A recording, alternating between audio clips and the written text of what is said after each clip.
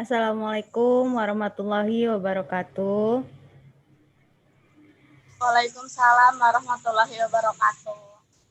Apa kabar? Baik, alhamdulillah. Halo, Alhamdulillah. apa kabar? Alhamdulillah baik juga.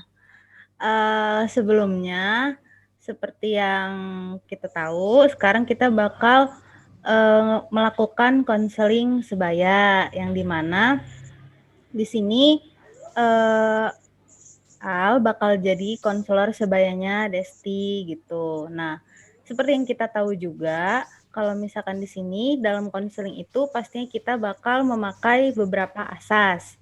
Yang pertama yaitu kita bakal memakai asas kerahasiaan, kesukarelaan, dan juga keterbukaan, yang dimana di sini jadi Desti tuh nggak perlu khawatir gitu buat ceritain masalahnya ke Al, karena di sini kita tetap memakai asas-asas itu, jadi nggak perlu takut buat dibocorin atau apa, karena kita bakal pakai asas kerahasiaan.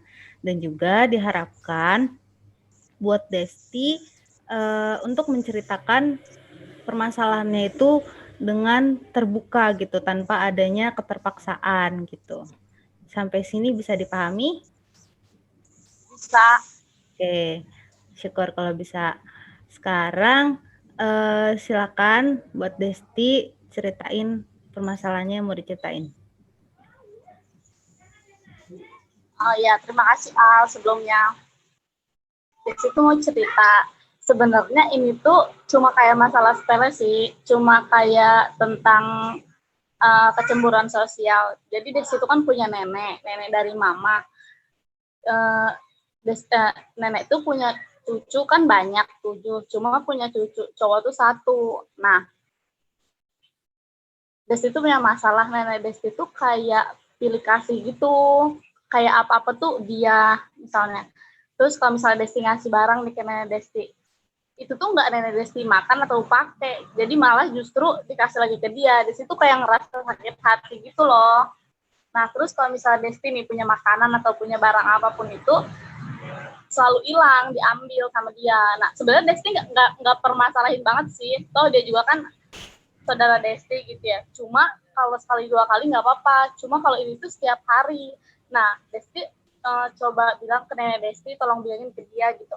Tapi bukannya nenek Desti ngomelin ke dia, malah justru Desti yang diomelin balik. Misalnya kayak, lagian udah tahu suka diambil, kenapa malah taruh di situ? Loh kan maksudnya menurut Desti tuh kenapa Desi harus ketakutan gitu kalau di rumah sendiri barang hilang gitu sih. Ya. Terus Oke. Mau nanya dulu nih. Itu tadi yang ya, yang Desti maksud itu saudara sepupu Desti gitu berarti ya? ya, Ya. Terus dia cucu laki-laki satu-satunya gitu. iya benar. Oh, umurnya lebih tuaan dia apa Desti?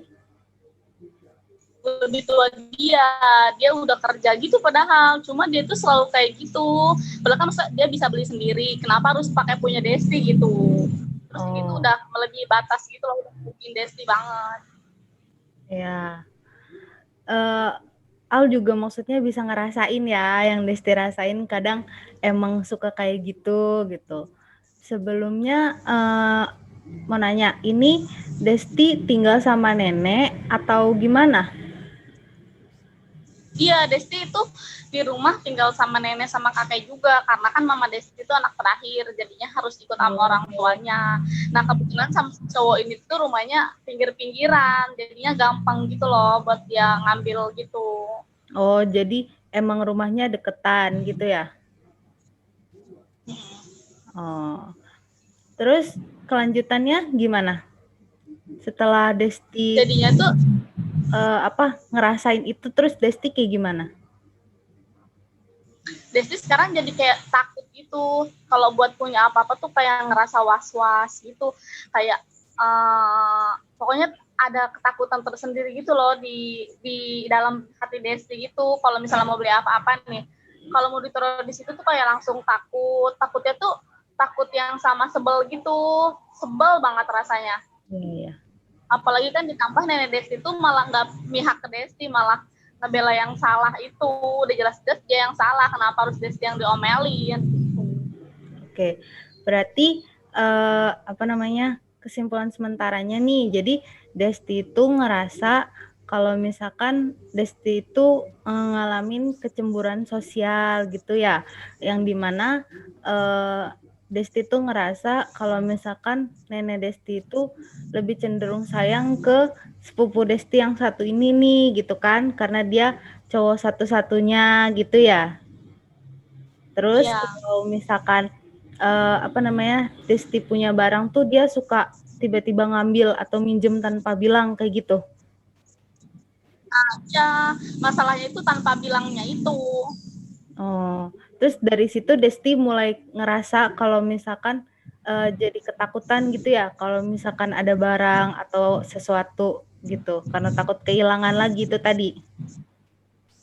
Nah iya, benar. Sebelumnya Desti udah pernah cerita ini ke siapa gitu belum? Ke mama udah pernah. Cuma mama jawabnya gitu, sabar gitu. Namanya juga saudara kan, kita nggak bisa marahin gitu kan, kecuali kan kalau orang lain bisa kayak marah gitu kan, kalau ini saudara gitu. Cuma ya gitu. Berarti yang buat Desti kesel di sini itu karena dianya kalau misalkan mau minjem atau mau ngambil barang ke Desti itu nggak ngomong dulu gitu ya? Ya. Menurut Desti, sekarang kan Desti udah tahu tuh maksudnya permasalahan Desti kayak gitu. Desti yang ngalamin juga. Terus Al juga maksudnya bisa ngerasain nih Desti kesel gimana gitu kan.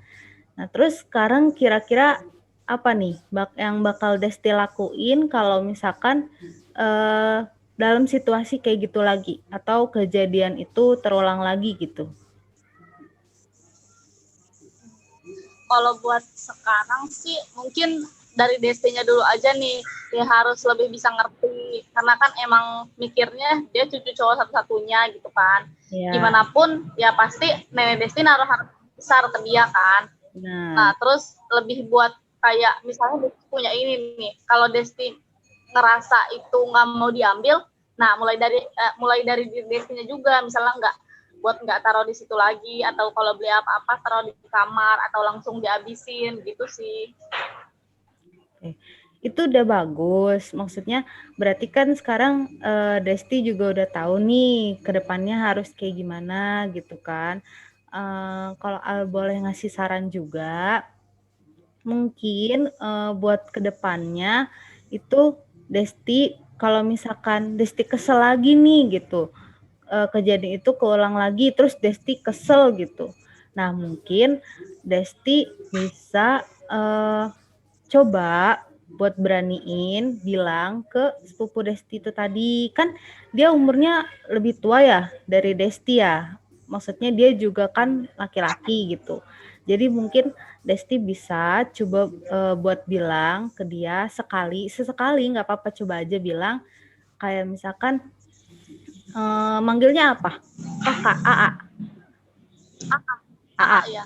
Berarti kayak misalkan kalau misalkan Desti ada barang di sini atau enggak AA mau minjem atau enggak mau makanan atau apa barang kayak gitu, AA bilang dulu ke Desti gitu. Jadi takutnya kan Desti juga butuh ya, perlu gitu, atau enggak kalau misalkan makanan Desti suka banget gitu tuh sama itu. Ya benar itu tadi, kalau misalkan di rumah seharusnya emang kita nggak perlu takut gitu, karena kan ini rumah kita gitu kan.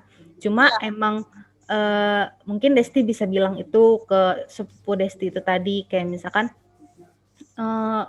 apa sih, coba bilang seenggaknya bilang gitu tuh, misalkan coba seenggaknya bilang ke Desti gitu, biar nanti kalau misalkan emang AA mau ya Desti tahu gitu, Desti nggak nyariin lagi gitu. Mungkin nanti Desti bisa coba bilang sesekali kayak gitu. Terus juga bilangnya tuh langsung kayak ke poinnya aja gitu tuh, tanpa yang berbelit-belit Desti marah-marah atau gimana dulu gitu, karena gimana juga itu kan emang saudara Desti gitu kan, sepupu Desti juga kayak gitu.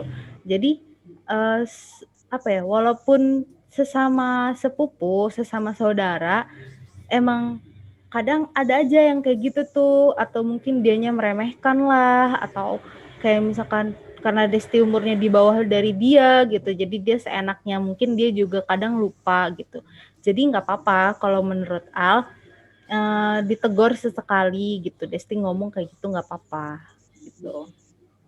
Sampai sini paham ya maksudnya ya? Boleh minta tolong simpulkan nggak? Jadi maksudnya dari saran Desti tadi, solusi Desti tadi, Desti udah tahu kan harus kayak gimana.